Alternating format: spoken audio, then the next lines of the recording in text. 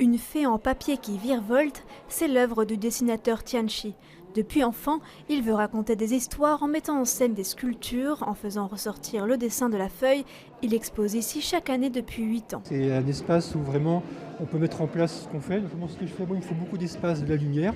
Et l'endroit ici est un endroit rêvé, en centre-ville qui plus est. Et c'est pas offert par tous en fait.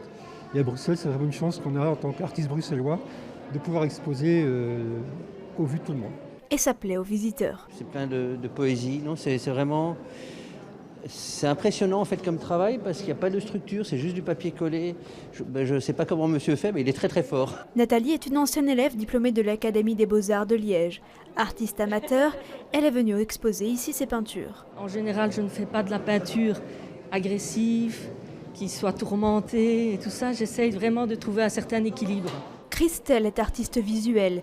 Elle mélange la photographie de studio et le collage numérique afin de représenter des symboliques. À la base, en fait, je fais de la musique et comme je faisais moi-même les pochettes de mes albums, à un moment donné, je me suis retrouvée à voir que je savais faire ce genre de choses-là.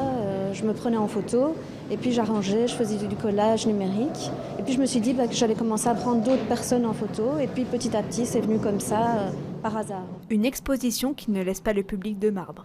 Je suis vraiment chamboulée parce qu'il y a 1001 impressions différentes. C'est vraiment fabuleux. Je ne savais pas qu'il y avait un tel foisonnement à Bruxelles. Vraiment, on est impressionnés. Ce qui me fascine aussi, c'est vraiment ce mélange extraordinaire de techniques, de thématiques. C'est à l'infini presque. L'entrée à l'exposition est gratuite. Vous pouvez encore en profiter demain jusqu'à 18 h à l'espace Vanderborgt.